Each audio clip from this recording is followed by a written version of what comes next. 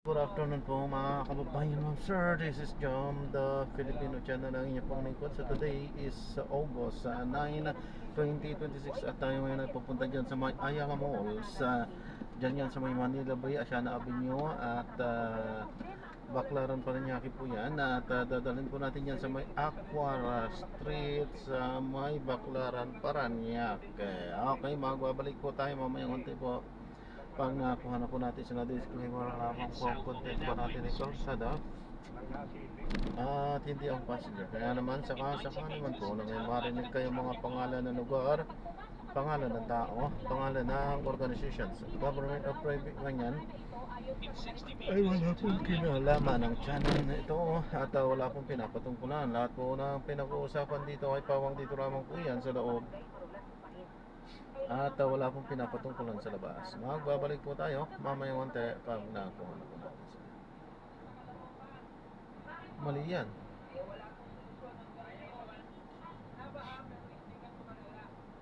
Ang 70 anyos na si Maria, hindi muna makabalik sa kanyang bahay na tuluyan ang nalubog sa baha. Paano namang maayos to? Bukas lang yan lang tinambakan niya, di ba po? Ganito na kami.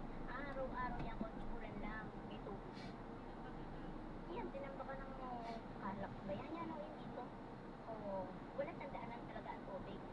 Hopefully, magawa natin ang solusyon na ganito. Pag-aralan natin, magkaroon tayo ng diversion na waterways para hindi na dumaan sa kawit yung tubig na nanggagaling sa taas. Sa isang bayan, lahat ng Metro Pacific Waste Corporation na namamahala sa kalak, na base sa kanilang lista ng site exception, walang indikasyon ang kanilang konstruksyon at kasin na mga pagbaha. May mga drainage at In 60 meters, turn right, then in 50 meters, you will arrive at your destination. ng mga apektadong komunidad sa Kawit at Timog. Kaya magsasagawa na rin sila ng mga inspeksyon para makatulong sa maayos na daloy ng tubig sa lugar. Ang Kawit LGU You have arrived at your destination. tulong sa mga apektadong residente. Sa ngayon, mahigit 40 pamilya ang lumikas na sa evacuation center sa barangay. Sa barangay San Antonio 1 sa bayan ng Tubileta, malahilog na ang kalsada at sinanod ng malakas na ragasan ng tubig ang mga debris at basura. Sa barangay Medjuswan 2F sa Timog, dalawang palapag na lang bahay ang makikita dahil sa mataas na baha. Ayon sa Philippine Coast Guard, 24 na individual ang kabilang iniligtas na mula sa dalawang barangay. Kabilang ang barangay Medjuswan 2F.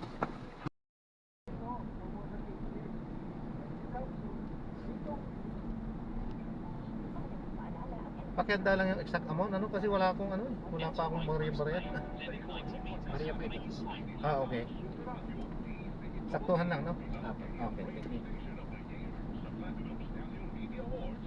In 50 meters, make a slight right onto Bradford Avenue.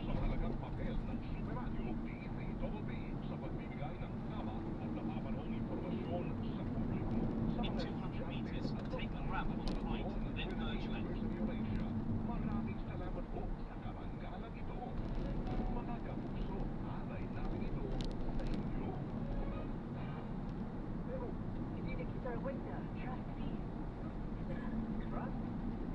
In 80 meters, take the ramp on the right.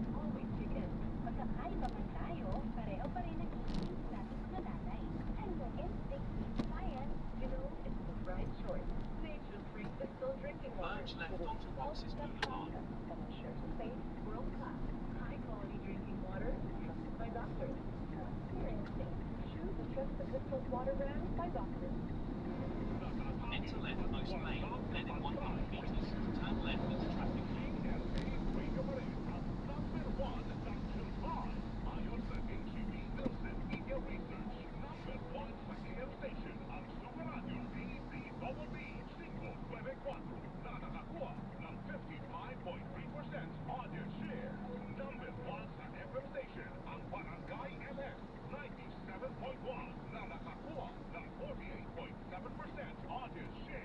Sa bawat pagsubok at tagumpay, tayo'y magkagabay, mga kapuso at kabarangay.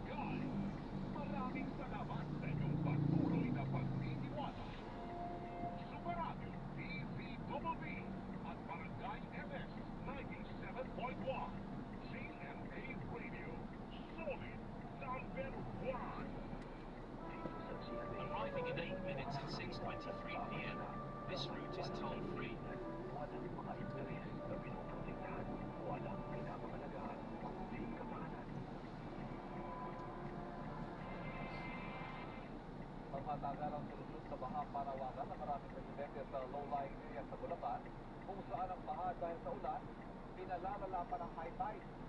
Mula sa Marilao, Bulacan, nakatutok live, Jamie Franco. Arriving in 8 minutes at 6:23 p.m. This route is toll-free. Ivan, bagaman walang bagyo, hindi maalis yung pangamba sa mga Bulakeños dahil nga sa malalakas na ulan dala ng habagat. Agad kasing binabaha ang ilang lugar dito sa lalawigan ng Bulacan. Tulad na lamang dito nga sa bayan ng Marilao kung saan ilang barangay ang lubog sa baha. Araw ng linggo pero Enter left most lane, then in 40 meters, turn left at the sa traffic Marilao. light. Sa barangay Poblasyon, hanggang tuhod o kaya kita ang baha. Inarangan na ang ilang bahagi ng kalsada para hindi lumusok ang mga motorista. Kataling barangay Tagilion, Daisy hanggang kita sa mga baha. Keep right at the fourth to Roxas Boulevard service road. Para makabili ang kanilang mga kailangan. Sabi ko, pero ito kasi ko, hindi makasaya sa tricycle. Mahirap ako dito. Continue for 300 meters, then turn right onto Redemptorist Road. Hindi naman madaanan ang sityo Kaipan Bridge sa bayan ng Santa Maria. Mataas at takas ng agos ng tubig sa ilog, hindi na halos makita ang mismong tulay. Kagsiligas na ang ilang residenteng nakatira sa gilid ng ilog. Ayon kay Manuel Luzman ng Provincial Disaster Risk Reduction and Management Office o PDRRMO Bulacan, bumaba na ang tubig na galing sa mga kabundukan patungo sa Manila Bay at umuupa na rin ang high tide.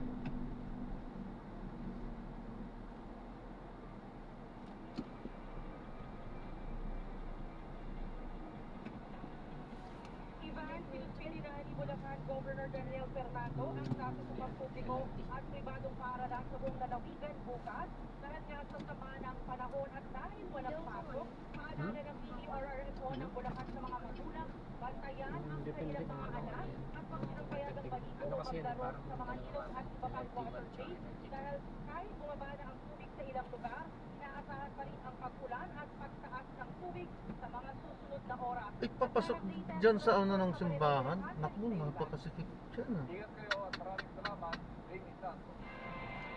Ang sikip May dyan. itimag ang residente sa Las Piñas ang iniligan dahil sa nagpagtaong baha at nakatutok online. Patay tayo dyan. Mahirapan ako dyan. Kaya, Kaya wala nang ulan, kanina sumikat pa ang araw dito sa Parañaque City at pati na rin sa Las Piñas City. Pero kagabi, bangumot na baha ang naminsala, lalo na sa mga naninirahan malapit sa creek. Hindi pinasusot ng dumaragatang baha ang maraming taga-barangay Talon 3, Las Piñas kagabi. Lumutong ang mga rescuer para ilikas ang halos 200 pamilya o mahigit 500 tao. Ang bahay ng person with disability Wala pong ibang daanan dyan, sir? katabi lang ng creek. Hindi po ako pamilyar, hindi po kami taga dito. Napakasikip kasi yan eh. Iniiwasan ko yan. Hindi ko lang kasi ng kabisado kung saan yung pupuntahan niya. Kasi kung alam ko lang hindi ko inaksip eh. Iniiwasan ko yan talaga. Napakasikip siya.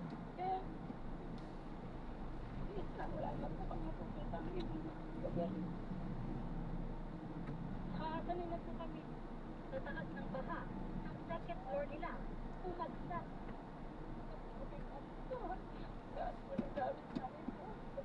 Lalo't linggo pa ngayon. Naku po. Ang bahay ni Raya, butas na ang pintuan. Ang loob daw nito,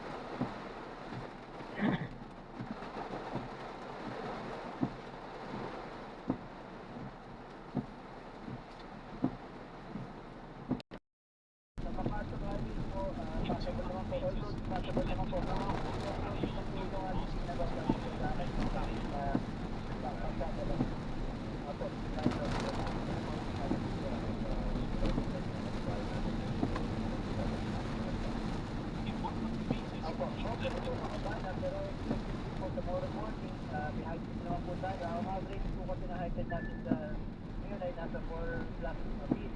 So, tomorrow morning po, baka tumakit na konti. Pero kasi po ng bahapon, may bababa rin po. Malalim-lalim pa yun, 4 feet, tapos madadagdagan pa. Sa mga In 200 meters, keep right at the port. ESA to ESA Kung meron po tayong elected na bahay po na nagkaroon ng vaccine, so, 12 po, meron po tayong 283 na cumulative families po at 920 people po, cumulative po na nasa evacuation center.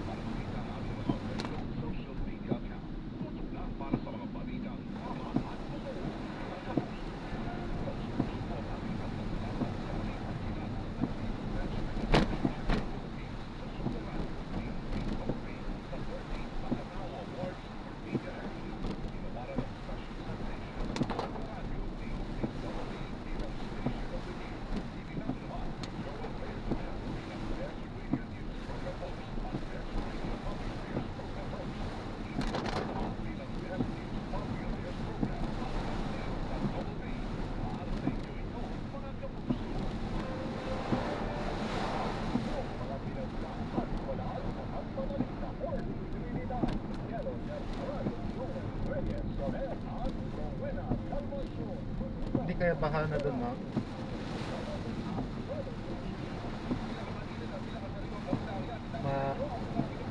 Malakas kasi ulan doon, ma'am, na kaya yun yung kinakatakot namin. Pag sinabing Marikina talagang hindi ko lang kasi nakita agad yung ano. Actually hindi ako tatanggap ng Marikina na ito. Simula itong tag-ulan, hindi ko lang na-double check yung ano niya.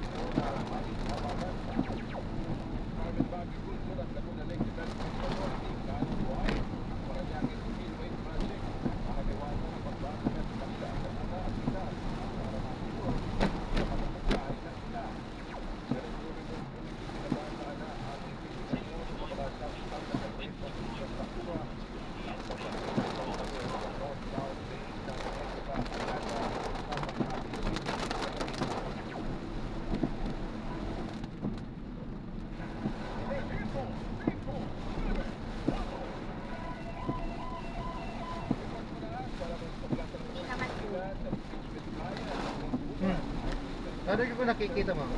Po? Paano niyo po Ano nakikita? po kasi sa mismo may palengke po ng Marikina, andyan sa bayan, may tindahan po kasi yung amo ko dyan. Tinanong ko po kung wala daw. Baka doon mismo sa mismong lugar niyo ang wala, pero sa dadaanan po kaya natin, ma'am. Wala daw po eh. Ano pa eh, pag second alarm pa, wala pa yung kasi sila eh, nung nag-Il Nino kasi dyan kuya, nagugugay sila ng nagugugay. Kaya pa yun ang Marikina. Hindi basta-basta na babaha.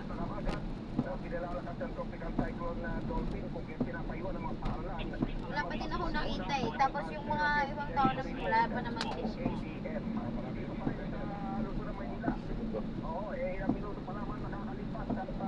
Maganda kung ano.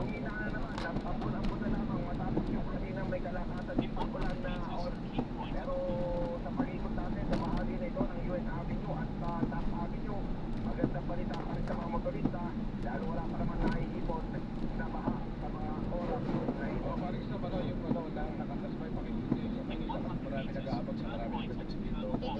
Dito kasi parang ambon lang eh, doon talaga sa unahan yung malakas ako. Parang ambon lang dito pwede ba? Or lang, kakatila lang. Siguro, nauna na siguro dito. Araw ng Lunes. Ako rin sa Minister ng Cement Paradyo, dito daw po balitang totoo.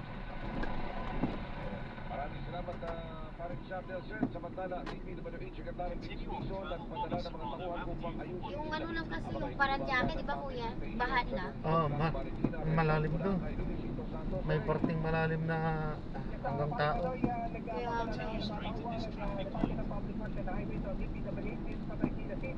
Upang ayusin itong mga hindi kumaganang pumping station sa Barangay at Tumana. Ay si Marikina City Mayor Macho Toro. Yung malanday talaga, yan talaga binabaha. Tumana. At sinabing nagpapunta na siya ng mga pumping station technician dito nga sa Marikina City para ayusin itong kanilang hindi kumaganang pumping station. Meron silang Nag-deploy ang DPWH ang mobile pump na sa tutulong sa pag-upa sa baha dito nga sa Barangay at Tumana. Yan talaga dyan kuya, di ba? Binabaha talaga yan dyan. Baka pala sa Tumana, no?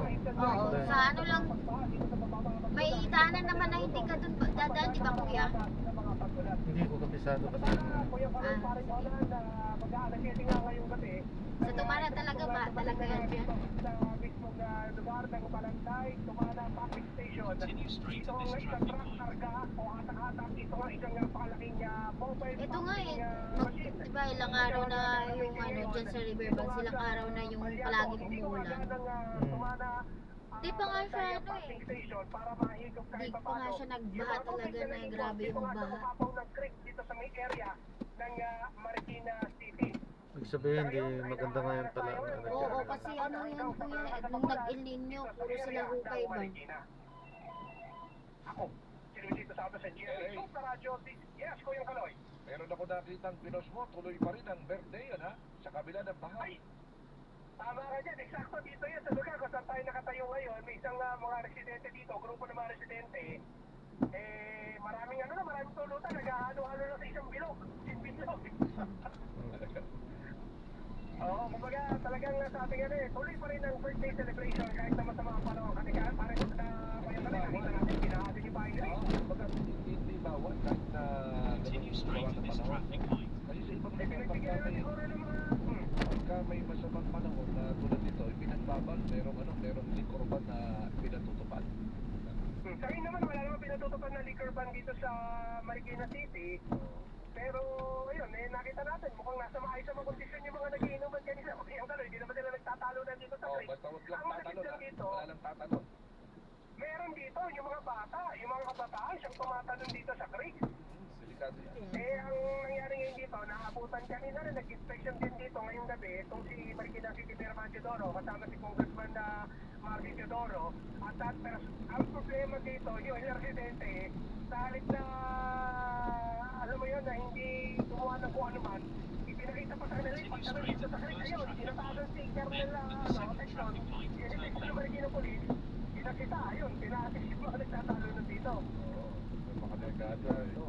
Malakas pa naman yung mahaba naman yan. Yung Kasi kaabot. ang sitwasyon kasi dito sa creek, dahil hindi nga gumagamit pumping station, walang current. Kasi nga, parang nakabarado siya eh. Nakasarado. Yung kaya ginawa swimming pool, Okay, ang ginagawang swimming pool, kanya-kanyang nakampisaw, yung mga residente dito, yung mga kabataan. Pero ngayon, inikutan ko yung mga nagiinuman kanina. Wala na eh, mukhang natapos na. parang baka naman kinapos. Ay, magpaputi na siguro ang kapusin sila kaysa masobra sila ng inom at kung ano pang mga gawang bagay na hindi inaasahan. Pinabalik mo naman. Oo. Buwas na lang kayo. Parang gano'n, no? Lilikas na tayo. Para naman buwas, sige ba? Likas. Dito sa Marikina. Tama, doon tayo pinapadaan sa pakaliwa. Saan? Ito nga yata yung Nagsuspende na rin at Mandaluyong City. Pangasinan? Nagsuspende na rin ang klase sa lahat ng atas, sa mga pribado at sa Hindi ko alam. papuki-puparalan, sa lahat ng atas yan. At yan, Mandaluyong, Quezon City, Ah, at sa Marikina, tama, nagsuspende pa Marcos na rin ang Highway klase to eh. para bukas. Mag-update tayo mamaya. Gating Pero lilisan natin yung Marcos Highway pagdating sa ganun. Nag-anuncio na yung Bonifacio. Ay, wag. Ah, Bonifacio. Tama, Bonifacio. Doon nga, Bonifacio nga. Pero pag mag-Marcos Highway ka na si Kuya, baka dun sa Laylak, magbaha doon, kaya wag. Oh, kasi kung magmamarcos highway, malayo pa. Kaya, Bonifacio talaga. Pinaka-shortcut. Ngayon, mahina pagulan na lamang. Oo nga, yung lilak na yun. Yung Laylak dun, binabaha yun dun, pero wala din akong na, na sagap na balita na binaha yun na yun. Pakita ko totoo. Alam mo parang Kaloy, ngayong mga panahon na ito, no, mga kalamidad, yan, baha, minsan naghanap tayo ng mga politiko na nag-iibot na titignan yung mga sitwasyon, di ba? Sa Facebook, ang dami nyo Continue for 1 kilometer, then keep right at the fork onto Katipunan Avenue towards Marikina City. si BW Secretary, sa kagabi, pumunta ito sa pader ng Focus Park, sa EDSA, madaling araw nila. So yung pader na yun ay pader ng Focus Park talaga. Hindi yun yung sa Gautier. Private yun. Tapos bumagsak doon nga lang sa panig ng sidewalk ng EDSA. So nagkaroon ng epekto yan sa traffic dahil nasakop niya yung isang lane. Hindi na masyado kung nangyari yan, nag-alas namin ng gabi, mga alas 11 na ng gabi, hindi pa naayalis dahil clear dahil na maulan o na mga gabi.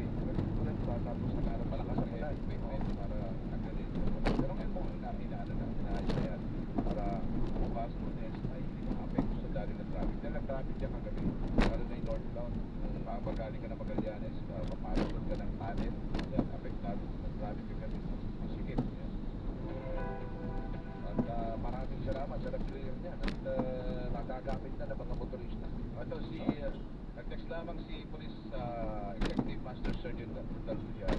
Kaya sinasabi niya yung mahirap na yung sa pag-asa yung binabantayan. Pero nakakalusot po ito. Yung sinasabi nila pag binabantayan, sorry na. Minamonitor ko na. At meron tayo mga top raters. Diba? Marami tayo mga instrumento na bago. Nandiyan sa maganda ko madadagdagan. Si Ong Delgado, nag-text namin, bumabiyahe siya kasama yung kanyang mga anak. Makain na sila dyan sa isang restaurant sa may Kirby, kaso ano na makasulat. Hindi na lang. Malambot ng bata. Alam ko na yan, bakit at si Richard Ong naman nag-text pa rin. Kamusta? Hindi ka namin babatiin. Kaya naman sila. Nagdaan eh. Paano ka Richard? Manahimik naman siya mga Richard kasi wala sa ulan eh, di ba? Delikado ko pag nabasa. Si In 200 meters, keep right at the at point si onto Hatton Buyan. Avenue towards Marikina City. Sa Buyan Island. Yung Maclean na roon nila na inarakan ng local government na mag-cancellation sa inyo. Suportahan natin yung mga In lumalaban 100 sa meters, keep right at the point. sayang naman ating kabuntukan dyan. Outing. So, yan. Dahil Richard ako, binabati kita. Balik tuloy ang oras natin. Sabi, pinupinuto na makalipas ang alas 7 na pero labanan ng fake. Sabi. Presinto, 5, 9, 4. Superadio, DZBB, Bandita, Totoo.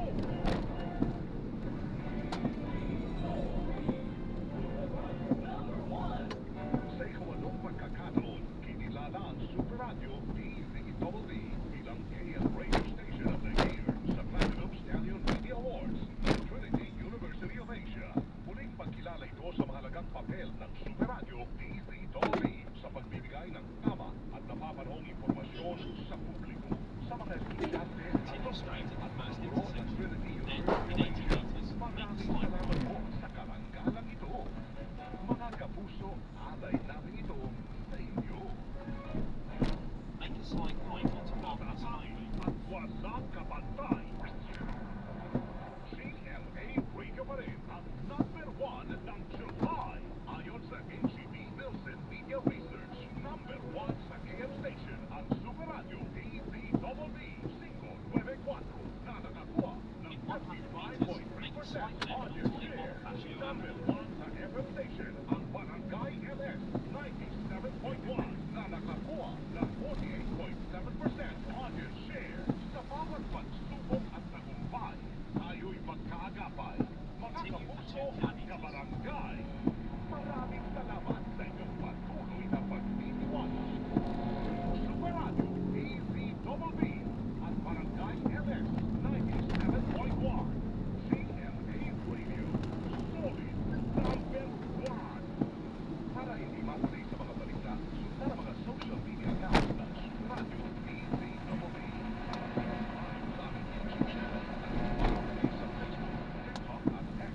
Hanapin lamang ng Super Radio DZBB para makita ang aming mga official social media account. Tutok na para sa mga balitang tama at totoo, mga kapuso. Dito sa CMA, naniniwala kami na nagbabalita dapat walang kikilig, walang mga interes na pinupuntahan, walang pinapahalaga, kundi kapakanan ng sambayanan at katotohanan. Balitang walang bahid, walang labis, walang kulay. Serbisyong totoo lang. Continue straight at the first traffic light. Then, within 1 kilometer, make a slight right. Del Prado, Joel Reyes Sonel at Rowena Salvacion. Tutok na sa Super Radio DZBB at WTV. Sa ikawalang pagkakataon, kinilala ang Super Radio DZBB bilang AM Radio Station of the Year sa Platinum Stallion Media Awards ng Trinity University of Asia. Muling pagkilala ito sa mahalagang papel ng Super Radio DZBB sa pagbibigay ng tama at napapanahong impormasyon sa publiko. Sa mga estudyante, alumni at mga guro ng Trinity University of Asia, maraming salamat po sa karanggalang ito. Mga kapuso, alay namin ito sa inyo. Malaking karangalan ang ibinigay sa isang programa ng Super Radio DZBB sa 47th Catholic Mass Media Awards. For this year's commentary,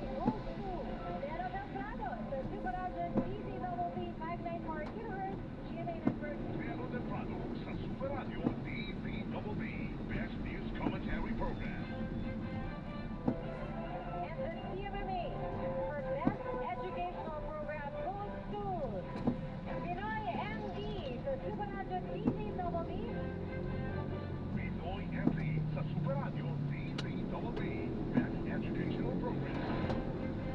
Binigyan naman ng special citation at double rank sa Double B bilang Best News Commentary Program. Ang Super Servisyo, Trabaho at Negosyo bilang Business News Program. Maraming salamat po.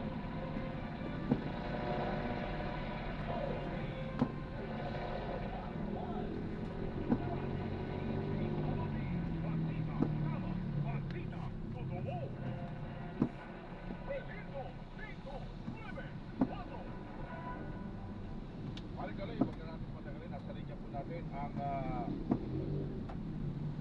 laban. Unahin muna natin.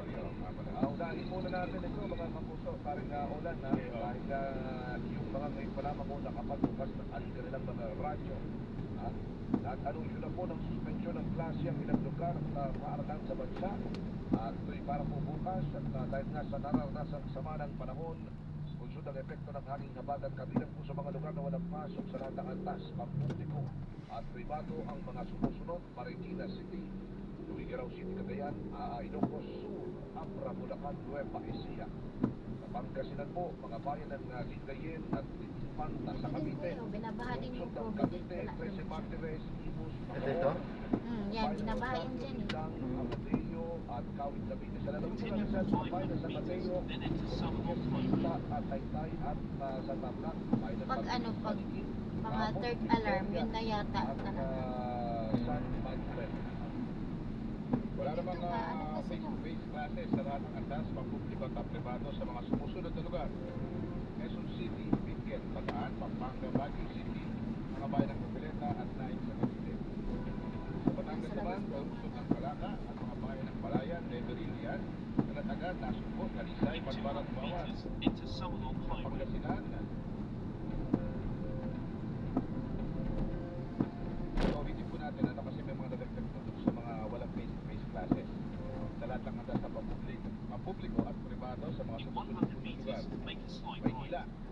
Quezon City, Mandaluyong City, Valenzuela City, Malabon City, Benguet, Bataan, Pampanga, Laguna, Baguio City, mga bayan ng Ripoleta at Naik sa Cavite. Sa lungsod ng Calaca at mga bayan ng Balayan, Leverilian, Calatagan, Nasugbo, Talisay, Malbar, Bawan, Balete, Taysan, Taal at Santa Teresita. Lungsod ng sa Pangasinan naman po, sa In lungsod ng 100 Dagupan, meters, turn San left Carlos, onto mga bayan ng Medium Mangaldan, Galion, Calasiao, Labrador, Aguilar, Bayambang, Pinbali, San Jacinto, Suwal, Sison at mga Taref. Nalaon nyo naman sa lungsod ng San Fernando, mga bayan ng Agoo, Bacar, Lampugo, Bacnotan, Burgos, Balawan, Luna, Bawang, Caba, San Juan, Tubao, Santo Tomas at Santol. Suspindi naman ang face-to-face classes mula daycare hanggang senior high school sa bayan ng Sutipen. Sa Tarlac naman, lungsod ng Tarlac at mga bayan ng Anaw, Pura, San Jose, Patuban, Capas, Concepcion, In La Paz 100 at meters, turn Tada. right onto Guerrilla Street. At meron pa rito yung Tanay, kasama rin ito. Tanay, sa lalawigan ng Rizal. Sa lalawigan ng Rizal. Bukod po dito, nag-anunsyo rin ang ilang mga paaralan na walang face-to-face classes bukas dahil po sa In 80 masamang panahon. meters, turn right. Far Eastern University, Manila at Makati Campus, University of San Tomas, Lasal Green Hills, lahat ng grade level sa day at night. Kailan kaya pare ka rin mangyayari dito sa atin? Malakas ang ulan, pero walang baha.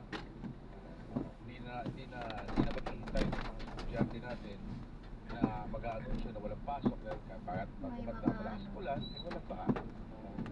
Diba? Hindi sila delikado na abusin man ang baha o mamalubog sa bahay ng mga sapatos dahil walang tayong baha.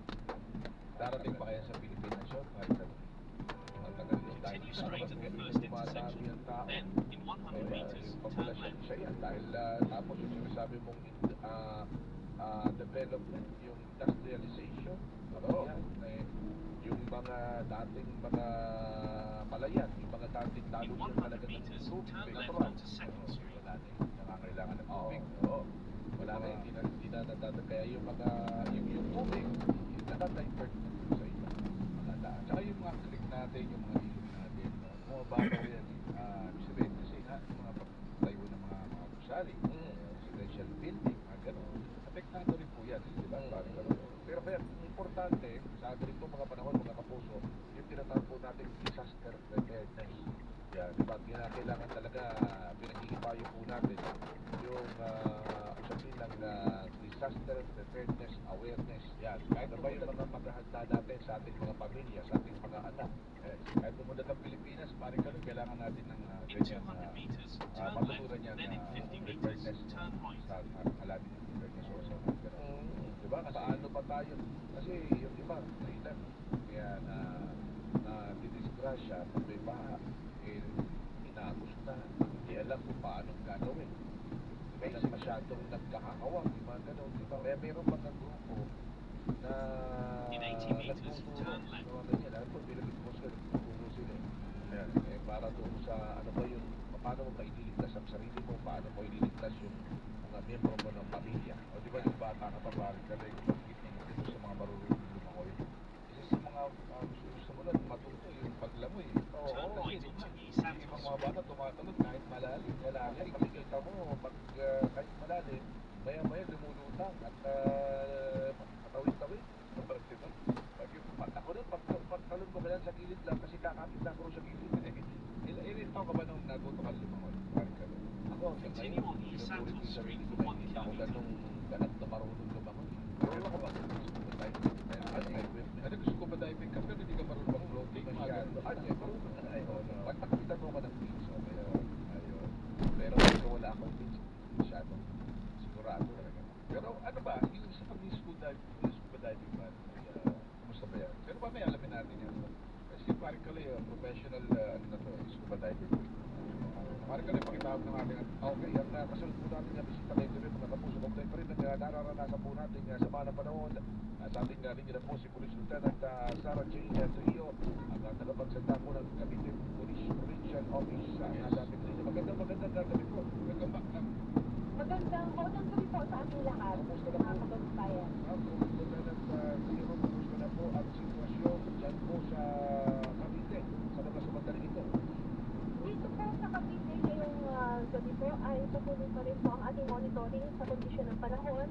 Dahil po sa pabugso-bugso pa rin ang malakas na ulan sa ilang bahagi ng lalawigan, naka-alert po ang ating mga kababayan at ang ating mga kapulisan at tuloy po ang ating pag-ugnayan sa ating mga local city and municipal risk reduction management office at ang ating mga local government unit.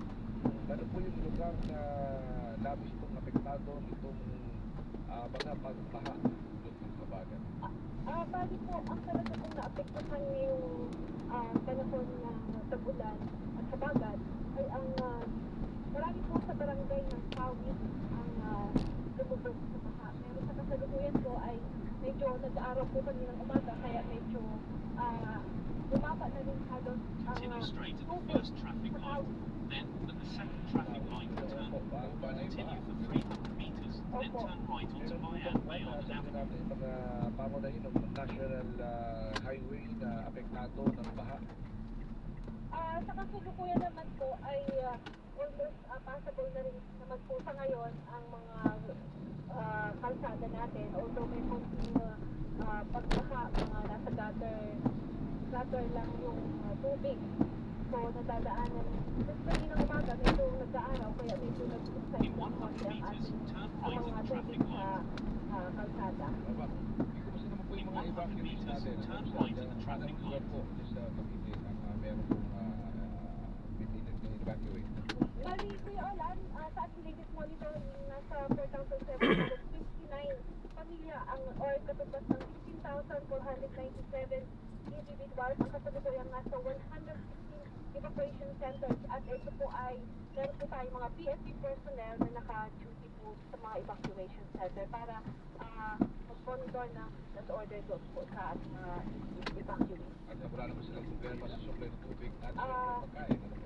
Tuloy-tuloy naman po ang pagbibigay po ng ayuda ng ating LGUs. And then, meron din po tayo mga patuloy pa rin po ang mga personnel natin na nagpo-monitor ng mga yun ba yung mga kasi patuloy ng pagbaha, yung kung sino yung mga binabaha pa rin ay nag-a-assist po sila ng mga papuntang evacuation center. Narin po ang Cavite ng mga different sakay. Ayun. Ma'am, Lieutenant Trio, ma'am, ano yung nakikita kayong kadahilanan ng malawakang pagbaha? No, lalo dyan sa area ng Kawi. Dahil siguro sa mga, kung mababa po talaga ang passing Kawi at dito po sa Noveleta, sa low side. Dahil pag high tide po talaga, hindi talaga maiwasan na hindi tumaas ang tubig sa mga residential na nasa tabing dagat. Sa monitoring nyo, ma'am, malakas pa rin ba ang alon sa mga sandali ito? Yan sa mga coastal areas na dito? Hindi po malakasan ang alon, pero talagang yung ulan po ay pabugso-bugso, may konting hangin. Pero pa rin po ang sitwasyon, yung ulan dyan sa area ng Cavite, pag-usapog sa mamaya, ito, daan na lang lalakas. Opo. Patuloy pa rin po ang ating monitor hanggang magdamagan sa data. Dahil po alam na talagang magkaroon ng heavy rain ngayong gabi. Meron po bang mga lugar na binabantayan po ang Cavite BPO? Na mga lugar na kwan, yung pwedeng gumuho ba? Pero lang sila. Dahil ilang araw na po sunod-sunod ang pagulan natin. Yes, so far naman sa mga landslide naman sa Aklan, wala pa namang reported incident. Wala pa rin po tayong reported ng mga casualty ngayong panahon ng habagat at so far, thank God. Pero patuloy po pa rin ang ating monitoring sa buong magdamag ngayong gabi. Actually, sa ngayon nga, mga 15 minutes ago, may isa tayong report na dyan sa Ortigas Avenue, na may Meralco eastbound. Merong natumba na kahoy, kaya ando na ating road emergency group nagtatanggal at nag-clearing ng kalsada. Meron pang ubang General, bukas po ano pong inaasahan natin na bumagdagan na ang panahon, ano po ang mga magiging hakbang doon sa mga natumbang, mga puno, mga sanga ng puno na nagkalat sa kalye. Tuloy-tuloy po yung ating PCC, yung Metro Parks clearing group. Dapo po. Na tuloy-tuloy po ang ating paglilinis ng mga naiwan ng baha ng mga basura, mga debris, may mga bato. So tuloy-tuloy po yan. Pag umuba ang tubig, andyan kaagad ang ating clearing group na naglilinis gamit ang ating tauhan, may mga street sweeper basically yan, pero binibigyan natin ng special na mga agamitan para pati ang mga ay na itatabi nila para tuloy-tuloy na rin ang daloy ng trapiko. Maraming walang pasok po sa klase. Kumusta naman po yung number coding natin? Walang suspension? Tuloy-tuloy pa rin po ba? Titingnan natin bukas, abang-abangan nyo ngayong gabi. Decision na namin kung isususpend natin ang ating number coding. Pero malaki ang probability pag may baha pa rin. Kasi kaya hindi nga natin suspend kasi ang sinasuspend lang naman tayo yung pauwi na yung mga tao halimbawa nasa mga opisina, tapos sila coding pa, hindi na kailangan hintayin yung window hour para sila ang makapag-biyahe na. Pero sa bukas, decision na natin ngayong gabi, alamin natin kung suspend. Abangan na lang nila sa ating website sa MMDA Facebook page. Yes, ayun. Sige sir. Pero sir, kumusta namin yung buong pagkat po dyan sa Forbes Park? Kumusta na po yung operation niyo po dyan?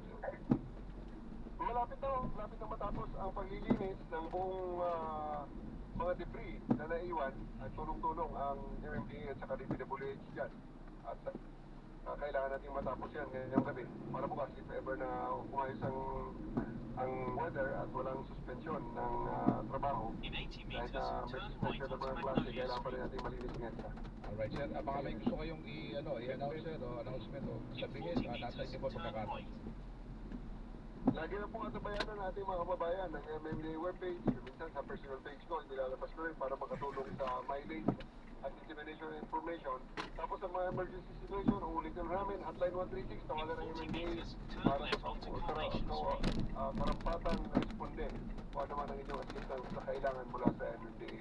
Kaya maganda kami, maraming salamat po sa inyong suporta. may isang pahabol na katanungan po lamang dito sa inyong obserbasyon para doon sa mga nakalipas na sama ng panahon. Ang Ganda pala madalas dito sa inyo eh, mataas. ay yung dami Opo, ng mga Dito mismo batuan. wala Nagkaroon talaga na po ng dito. pagbabago sa usapin ng Dito po hindi po disiplina binabaha. ng ating po Oo, mga taas eh. kababayan sa pagtatapon ng basura sa kung saan-saan. I would like to also Mga- emphasize sa ating mga kababayan, ano, na medyo mas okay ang Hindi naman ito ano yung ma'am, no? paglilinis Babalik na ako ngayon doon. sa Balik ka ating, po ulit doon kuya kasi sa close po yan eh. Ah, okay. Yes, ma'am. Thank you kuya. Salamat din po. God bless po. Ingat po. kami nakukuha ng mga basura. Salamat po. Marami pa rin sizable kasi sa tonelada ang monthly natin na nakukuha sa mga waterways at saka sa mga pumping station. Eh. So, kumunti mo dyan. Pero sa akin, hindi talaga nawawala. Nandyan pa rin at nagbibigay sa atin ng sakit ng ulo. Ang maganda medyo sa inyo na nababawasan na kahit paano. Ang naging talagang maganda ngayon, mabilis sumupa ang baha at hindi gaano tumataas. Kaya gaya nung sa Marikina River natin, although tano naman. Ayan, na-drop na natin sila. Ang So maraming salamat po sa panonood hanggang sa muli po. Ingat at God bless. Paalam po muna. Pansamantala po. Para hindi na sobrang tumaas at makasala pa ulit yan sa paligid ng lalo sa River Wang at sa area ng tumaas. Alright, sir. Maraming salamat po. Maraming salamat din po, sir.